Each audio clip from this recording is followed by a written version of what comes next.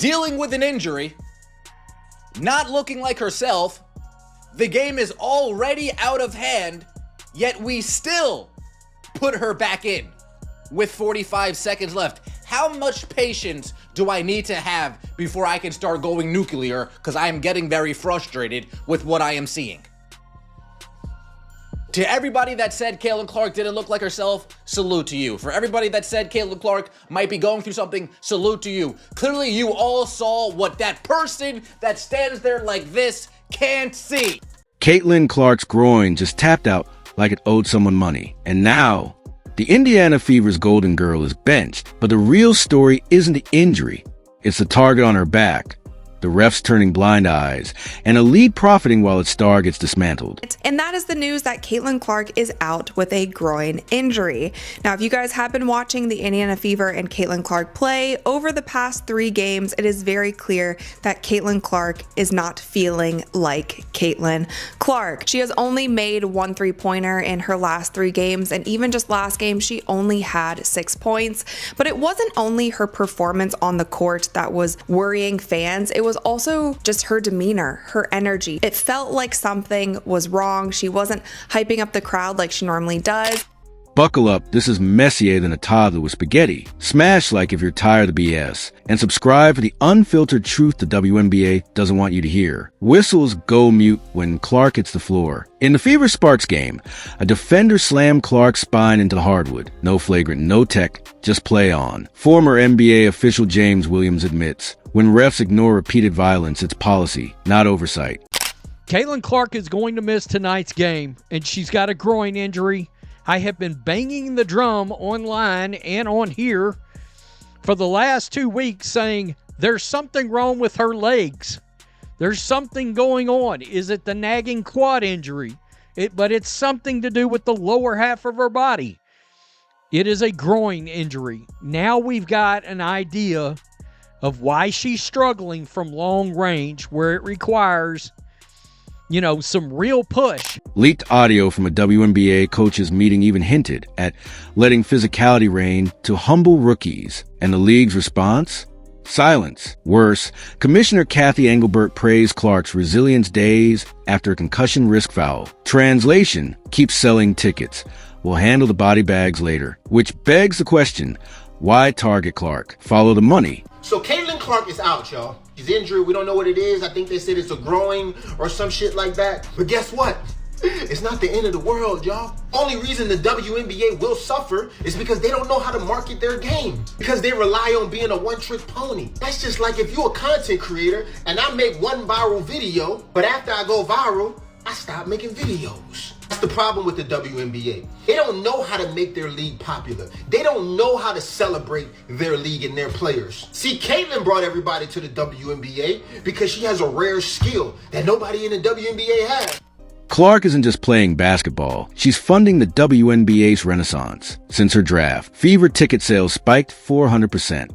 League merch revenue hit $25 million plus versus $6 million pre-Clark. ESPN slots for Fever games tripled. Yet, the Fever's management played the dirtiest game of all. Indiana knew Clark was injured weeks ago. Her pre-game routine, she was doing some things differently. Some fans also noticed that she had her upper left leg taped during a couple of those games. So there's a lot of things going on, a lot of things pointing to the fact that something wasn't right. And I have to be totally honest with you guys, I'm not surprised by this news at all. I was just having a conversation with my fiance last night and I told him, I was like, I think Caitlin's hurt. I'm not going to be surprised if sometime soon the Indiana Fever pulls her and sits her for a few games. I think she is still battling some sort of injury. And less than 12 hours later, the news dropped from the Fever. But it's a tough blow not only to Caitlin because we know that she loves to be on the court. It's a tough blow for the Indiana Fever because that is their superstar. Whether she is playing to the best of her abilities or not, they are still a better team with her on the court. Team docs flagged abnormal fatigue and muscle strain after Game 5, but the front office pushed her to play through it, even taping her leg mid-game to hide the limp. Why? All-Star Week. Without Clark, the event loses 70% of its hype and $15 million in sponsorships. Coach Christie Sides even admitted, we need her out there for the fans. For the cash? Now. With Clark's groin day today, insiders whisper she may need surgery by August, a move that could end her season. But the darkest twist? Clark's body was screaming for help, and everyone ignored it. Clark's statistical nosedive wasn't a loss of magic. It was a slow-motion shattering of a phenom pushed past human limits. The clues were everywhere for those watching closely. Caitlin Clark is out again with an injury, which is the worst thing you can hear if you're a fan of the Indiana Fever, and really if you're a fan of the WNBA, because obviously Clark is the engine that makes the Indiana Fever go, and is the single biggest driver of interest in the WNBA, and it's not close. And anytime somebody is out of the lineup, you get concerned, especially when it's Clark, obviously, considering she had already been injured earlier this year and is now out with what is being dubbed a left groin issue. Phase 1, the whispered warning, April. It started with micro-adjustments, the subtle grimace after landing, the fractional hesitation before explosive cuts. Behind closed doors, Fever medical staff logged abnormal hip mobility deficits during pre-season assessments, yet the public saw only curated practice clips and upbeat pressers. In Game 3 against New York, Clark's lateral movement dropped 17% from her Iowa film. Coaches chalked it up to WNBA adjustment periods. Insiders knew better. Scans showed early-stage tendon inflammation, a genetic fragility flagged in pre-draft evaluations. The protocol? Rest. The reality? She played 38 minutes 2 nights later. Do look at it, and you take a look at the injury. Stephanie White spoke about it, so let me give you the latest. This all just came out, so this is all as I speak, basically. Tony East, shout out to him. This is the video of Stephanie White discussing the Caitlin Clark injury. With Caitlin, when did you guys find out about this groin injury, and how much of an absence do you expect from her beyond today? Yeah, late last night. I think it's very much a day-to-day thing, how she responds to treatment. I stay in my lane and let our strength and conditioning and our physical, our AT staff do what they do best. But yeah, I found out late last night, and then we'll treat it day to day. Back to back. Why it spiraled. Training staff used kinetic tape to stabilize the joint instead of reducing load. Shot coaches tweaked their form to offload hip torque, disrupting muscle memory. Team marketers scheduled 14 extra media appearances that month, adding physical strain. Phase 2, the domino falls, May. The quad injury wasn't sudden, it was inevitability. Honestly, it's just a matter of they're playing on the road versus at home right now. They're very good at Cambridge. Caitlin Clark is very good at Cambridge, shooting about 45% on her three-pointers at home versus, I think, 6% on the road. It's been a very bad shooting season for Caitlin Clark away from home. They need their offense to travel, and it has not. So it's a point of concern if the Fever can't figure out how to turn this around, especially because they're a little bit shorthanded too. They're missing Damaris Dantas for the AmeriCup, so they're a little thinner than you might have expected for a team that supposedly added up so much depth during the offseason. They're smaller, they're not rebounding the ball particularly well, and it looks great when the crowd's behind them and the momentum is going at home, and then the minute some adversity hits, there's just a lack of punch. During a May 12 practice, Clark collapsed mid-drill, clutching her thigh. MRI revealed grade 1 strain, minor tear. Medical recommended 10-day rest. Front office overruled.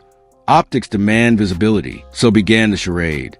Pre-game injections of legal anti-inflammatories to mask discomfort. Minutes restrictions publicly announced, but secretly ignored in close games. See, May 21st versus Sky. Played 41 minutes. Social media team posting recovery win.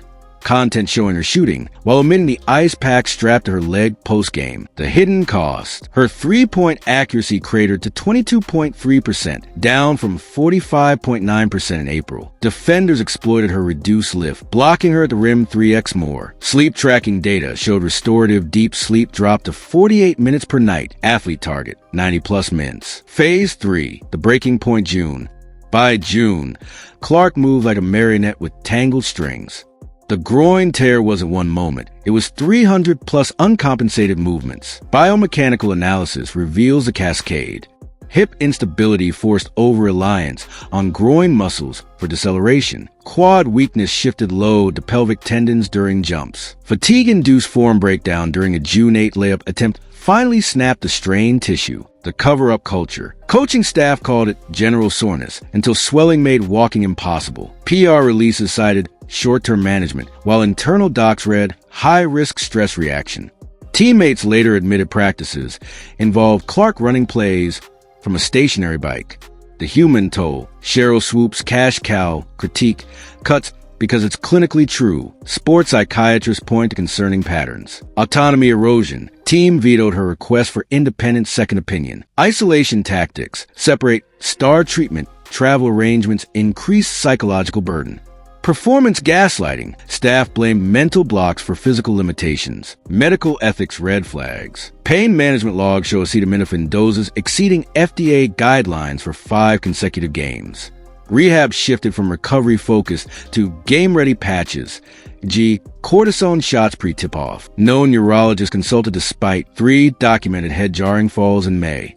Why stats lied. Box score showed only 6 points, but the real tragedy unfolded between lines. Passing hesitancy. Assist attempts dropped 40%. Fear of explosive pivots. Defensive tells. Opponents targeted her on 83% of switches, knowing she couldn't slide laterally. The phantom minutes. Bench breaks cut from 7 minutes per game, the 2.3 minutes to maintain FaceTime, the silent rebellion. Clark's most damning act wasn't a statement. It was a subconscious survival shift. Stop driving baseline, requires groin torque. Adopted one-leg floaters, avoids jump landings. Began refusing backscreen assignments, hip rotation pain. Fan versus front office war. While social media debated rookie walls, Fever executives made cold calculations. Projected $28 million merchandise loss if Clark sat. Arena suite renewals hinged on her playing 70-plus games. League pressured team via marquee appearance bonuses. The day the music died. June 14th pre-game warm-ups told the story. Clark attempted just 2 layups in 20 minutes. Shot 0 of 7 from logo range. Core instability prevented full extension. Staggered walking to locker room, clutching left pelvis. It took 48 hours for the official groin strain diagnosis, but the fracture in trust was instant. White heavy checkmark compliance and retention techniques. Medical terminology. Use clinical terms e.g. tendon inflammation, grade 1 strain, over sensational language. Policy safe phrasing. Medical support instead of drug references. Stress reaction instead of injury negligence. Fatigue-induced form breakdown instead of coaching abuse. Retention hooks. Data-driven revelations. Sleep stats. Biomechanics. Insider-style framing. PR releases versus internal docs. Psychological angles. Autonomy erosion. Clark's slump was basketball's equivalent of a cockpit alarm screaming through turbulence, while the crew covered it with blankets. Every grimace, every altered shot, every stat dip was a distress flare the system chose to ignore. The groin tear wasn't the injury. It was the symptom. The real damage? A league proving it would rather monetize genius than protect it. And until trainers outrank accountants in decision hierarchies, this won't be Caitlin Clark's tragedy. It'll be the WNBA's epitaph. Agree the league must change? The Clark effect. When one star holds an entire league in the balance. The roar of the crowd is a palpable force in the WNBA, a wave of energy cresting with every no-look pass, every deep three that finds nothing but net. But in the summer of 2025, a chilling silence began to spread across arenas. The epicenter wasn't a natural disaster, but an injury, specifically the absence of Caitlin Clark. The phenomenon dubbed the Clark effect wasn't just hype, it was a stark, quantifiable reality brutally laid bare. No Clark equals no business. And this absence wasn't merely denting the league's momentum. It was threatening its very foundations, exposing fault lines from the boardroom to the courtroom to the stands. The viewership abyss, 83% and counting. The numbers were staggering, impossible to ignore. Games featuring the Indiana Fever, without their transcendent rookie sensation, averaged an 83% drop in viewership compared to games where she played. Primetime matchups that once promised robust ratings now languished. Local broadcasts and markets facing the Clark-less Fever saw numbers plummet to levels unseen in over a decade. The national broadcasts, carefully curated to showcase the league's brightest stars, became cautionary tales. An early season showdown between 2 perennial contenders, scheduled expecting Clark's presence, instead became a ratings ghost town. The drop wasn't gradual, it was a cliff edge. Network executives, who had championed the WNBA's rising profile and secured lucrative deals buoyed by the Clark bump, were now in emergency meetings. Ad slots during Fever games without Clark became nearly impossible to sell at anything resembling their previous value. The message was brutally clear. A significant portion of the league's new audience, the casual fans, the crossover sports enthusiasts drawn by Clark's unprecedented fame and electrifying style, were tuning out when she wasn't playing. They weren't loyal to the league yet. They were loyal to the phenomenon. Her absence revealed how much of the recent explosive growth was tethered directly to her presence on the court. Sponsors hit pause, the corporate chill. The chilling effect wasn't confined to television screens. It swiftly permeated the league's commercial ecosystem. Major sponsors, who had rushed to align themselves with the WNBA's newfound cultural relevance, began to reassess. Nike, which had launched a signature Clark shoe line amidst massive fanfare, saw projections adjusted downward. While Clark's individual merchandise still sold, the overall visibility and engagement around the league games, she wasn't and were demonstrably weaker. Marketing campaigns built around the fever and the WNBA's rising tide suddenly lacked their most potent visual anchor. Gatorade, another major partner heavily invested in Clark's image, reportedly put several planned 2025 Fever and league-wide activation campaigns on ice, according to sources close to the negotiations. Discussions about extending or expanding existing deals stalled. The message from corporate boardrooms was unambiguous. Show us a sustained audience without her. Show us the stability. Sponsors weren't just reacting to the viewership dip. They were spooked by the volatility her absence revealed. The league's financial model, increasingly reliant on these major partnerships, face an unexpected stress test. Smaller sponsors, whose budgets were more sensitive to immediate ROI, began quietly exploring exit clauses or redirecting funds. The golden goose of Clark Fuel boom seemed momentarily to have stopped laying eggs. The all-star specter, Ghost Town in Phoenix? The most potent symbol of the gathering storm was a looming 2025 All-Star Game in Phoenix. Traditionally a celebration of the league's best and brightest, a weekend-long festival of basketball and fan engagement, it now carried an air of profound anxiety. Ticket sales, initially breaking records fueled by the expectation of Clark's participation in the skills competition and the game itself, had stalled dramatically since her injury. Resale prices for tickets, once astronomical, were collapsing. The real fear permeating league headquarters wasn't just empty seats. It was a prospect of a televised ghost town. Imagine the optics. The WNBA's marquee midseason event, meant to showcase its vibrancy, broadcast to a national audience with swathes of empty lower bowl seats and a subdued atmosphere. Corporate hospitality suites, usually buzzing with deal-making and brand activation, risk being half empty. The potential sponsors' walk away from activation spaces was a nightmare scenario. Local Phoenix businesses, counting on the economic influx, voiced concerns to city officials. The All-Star Game, designed as a triumph, threatened to become a very public referendum on the league's dependence on one star and its perceived inability to thrive in her absence. Whispers of disaster and embarrassment began circulating among team owners and executives. The pressure to somehow ensure Clark's participation, even in a limited capacity, was immense, bordering on desperate. The legal looming beyond business to survival. Yet, as severe as the business implications were, they paled in comparison to the existential threat brewing in legal offices. Caitlin Clark's agents, backed by powerful sport attorneys, were actively and aggressively exploring negligence lawsuits against the WNBA. Their central accusation, failure to protect players. The argument was multifaceted and deeply troubling for the league. The physical toll, a known hazard. Clark's injury, a concussion sustained on a hard, unflagged foul, followed weeks of visibly aggressive, often borderline play directed specifically at her. Her agents contended that this pattern constituted a targeting that was foreseeable and preventable. They pointed to footage of repeated hard fouls, many not upgraded to flagrants despite meeting the criteria, arguing that the league's officiating crews failed to establish control early in the season. They alleged the WNBA prioritized the physical reputation of the league over the safety of its most valuable asset, creating an environment where excessive contact against high-profile rookies was tacitly tolerated, or at least inadequately deterred. The officiating gap, inconsistency as negligence, the core of the potential lawsuit hinged on officiating standards. Clark's camp amassed evidence showing stark inconsistencies in how fouls against her were called compared to similar or lesser contact against established veterans. They argued that the league failed to provide adequate training, resources, or consistent directives to its officials specifically regarding protecting players from dangerous play, particularly rookies facing heightened physical scrutiny. The failure to consistently enforce existing flagrant foul rules was presented as a systemic lapse constituting negligence. Duty of care breached. Legally, the WNBA has a duty of care to provide a reasonably safe environment for its players.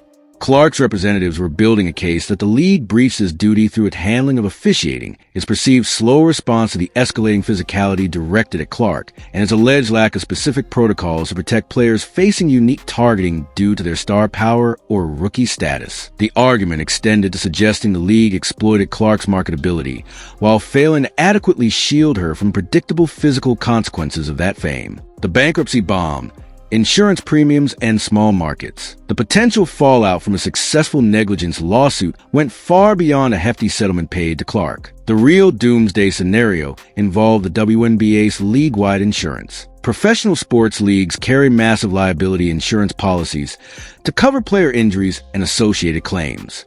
If a court found the WNBA negligent in failing to protect Clark, it would set a catastrophic precedent. Insurance companies, facing significantly higher perceived risk across the entire league, would have no choice but to dramatically increase premiums. These increases wouldn't be marginal. They could be exponential. For the league's smaller market teams, franchises operating with tighter budgets, thinner margins, and less robust local revenue streams, these increased insurance costs could be crippling. Teams like the Indiana Fever, ironically, Clark's own team, Atlanta Dream, or Phoenix Mercury could face annual insurance bills suddenly exceeding their entire player's salary cap. The math becomes simple and brutal. Unsustainable operating costs lead to insolvency. The specter isn't just one team folding. It's a cascade. If 2 to 3 small market teams are forced to fold or relocate under this financial pressure, it destabilizes the entire league structure. Scheduling collapses. Revenue sharing models break down, and the WNBA's hard-won 12-team stability evaporates. A negligence verdict against the league wouldn't just punish the league office. It could literally bankrupt franchises and trigger a contraction crisis, rolling back decades of growth. Owners in these markets watch the legal maneuvering with genuine terror, knowing their franchise's survival could hinge on the outcome. Fan fury, #Protect Clark, and the revolt from within. While executives fretted over spreadsheets and lawyers parsed legal statutes, the league's lifeblood, its fans, were in open revolt. The #, Protect Clark wasn't just trending. It became a daily battlefield, a relentless drumbeat of outrage and demand. The outrage. Fans weren't just disappointed Clark was injured. They were furious at how and why. Viral video montages juxtaposing hard. Uncalled fouls on Clark with softer fouls called on others fueled the fire. The perception that Clark was being unfairly targeted while referees stood by. Or worse, that the league allowed it to happen to toughen her up, or because that's how veterans treat rookies, ignited a fury rarely seen in the WNBA community. This wasn't just about one player. For many fans, especially new ones drawn by Clark, it felt like an indictment of the league's values and its commitment to its own stars. The petitions demanding change. Online petitions exploded in number and signature count. 2 demands dominated. Referee reform now. Fans demanded immediate, transparent action to improve officiating. This included calls for full-time professional referees, moving away from the current part-time model. Enhanced training specifically focused on recognizing and penalizing dangerous play and targeting. Public accountability for missed calls, like the NBA's last 2-minute reports, but expanded, and potentially even an independent review panel for officiating standards. The demand wasn't for favoritism, but for competence, consistency, and player safety. Engelbert must go. The anger crystallized sharply around Commissioner Kathy Engelbert. Petitions demanding her resignation gathered hundreds of thousands of signatures. Fans blamed her leadership directly for the officiating crisis, the perceived slow response to the physicality Clark faced, and the league's apparent prioritization of business optics over player welfare. The failure to protect mantra became a direct indictment of her tenure. Chants of "Fire Kathy" began erupting spontaneously in arenas, even during games not involving the Fever. Beyond hashtags, action and apathy, the revolt manifested in tangible ways. Fever road games, once guaranteed sellouts or near sellouts fueled by Clark mania, saw noticeable dips in attendance when she wasn't playing, echoing the TV ratings. More ominously, viewership for other league games also softened, suggesting a broader disillusionment setting in among the fan base. Social media calls for boycotting sponsors who didn't pressure the league gain traction. Merchandise sales for teams other than the Fever reportedly slowed.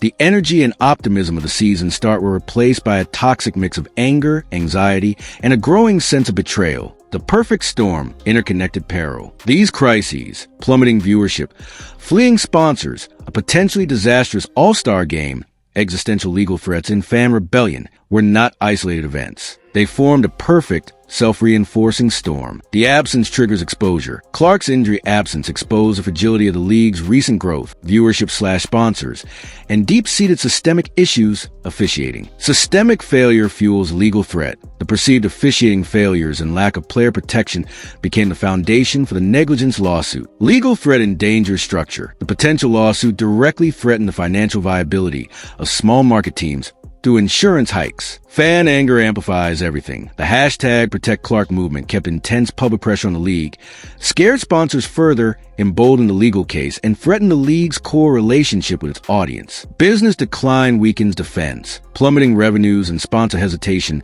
made it harder for the league to fund the necessary reforms, better refs, training, or mount a robust legal defense.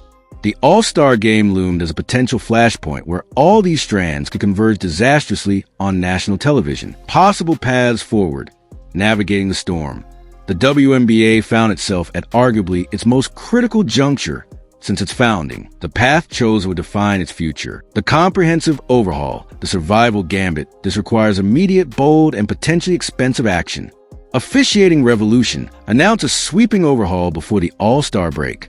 Commit to full-time referees. Institute enhanced public training protocols focus on players' safety and consistency. Implement transparent review mechanisms for controversial calls/non-calls. Consider rule tweaks to further deter dangerous plays, e.g., stricter flagrant foul penalties, potential Clark rules akin to Jordan rules but for protection. Engage the legal threat head-on, but carefully while vigorously defending against negligence. Proactively demonstrate commitment to safety. Commission an independent review of player safety protocols and officiating. Meet with Clark's representatives not just as adversaries, but as stakeholders seeking solutions. Show tangible action to mitigate the failure to protect argument. Transparency and fan re-engagement. Engelbert or successor pressure forces change must directly address fans.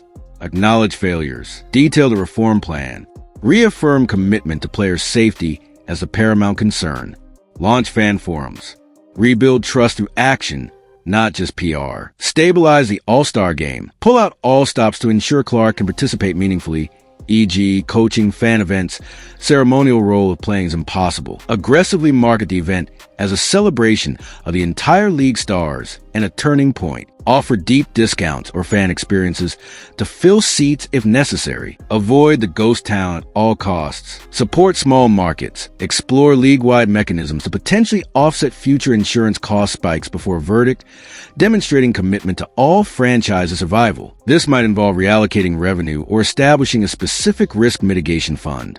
The incremental approach. The high-risk wager makes smaller, less disruptive changes, perhaps enhanced ref training, minor PR adjustments. Hope Clark returns swiftly.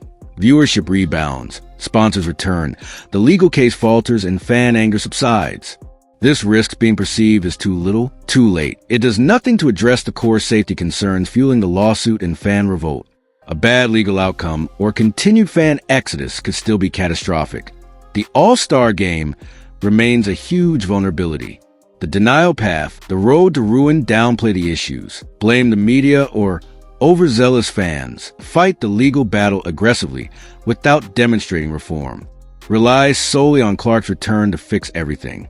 This almost guarantees fan alienation accelerates. Sponsors stay away permanently. The negligence case gains strength due to perceived inaction, and small markets are left utterly exposed. The all-star ghost town becomes a defining, humiliating image. The stakes, more than one star. The Clark effect revealed an uncomfortable truth. While Caitlin Clark is a generational talent who brought unprecedented attention, her absence exposed vulnerabilities that existed beneath the surface. The WNBA's journey from survival to stability to growth has been long and hard-fought. The summer of 2025 presented a crisis that demanded more than waiting for a star's return. It demanded confronting systemic issues head-on. The league's ability to ensure consistent player safety through competent officiating isn't just about fairness. It's fundamental to its business viability and legal security. Protecting stars isn't favoritism. It's protecting the league's most valuable assets and the fans who pay to see them play. Failing to address the justifiable fury of the fan base risks severing the connection that sustains it.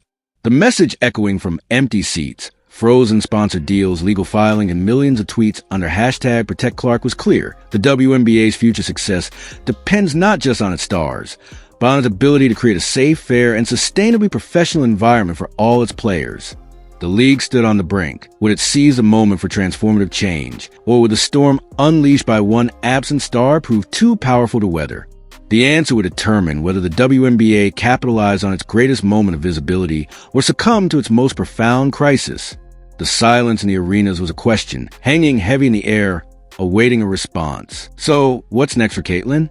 The answer will shock you. Clark's nuclear option. Sources close to Clark say she's weighing 2 paths. Sit out the season, rehab fully, and force Indiana to build a real team, not a one-woman show. Demand a trade to a franchise with better protection, e.g. New York Liberty, who lead the league in foul calls for stars. Her camp's leaked memo states, no more martyrs, health over hype. If she bolts, Indiana's franchise value, up $100 million since her draft, could crash overnight. Caitlin Clark's groin injury isn't just a setback, it's an exposé. The WNBA let its brightest star get hunted to boost ratings, while the Fever traded her health for ticket sales. Now the bills due. Clark's absence will reveal a brutal truth. Without her, this league isn't just boring, it's broken. The refs, the rivals, the suits, they played a dangerous game. And soon, they'll realize Clark wasn't just a cash cow, she was a whole farm. Drop a Protect Clark in the comments if you're done with the dirty tactics. Subscribe and hit notify, because when the lawsuit drops, you'll hear it here first.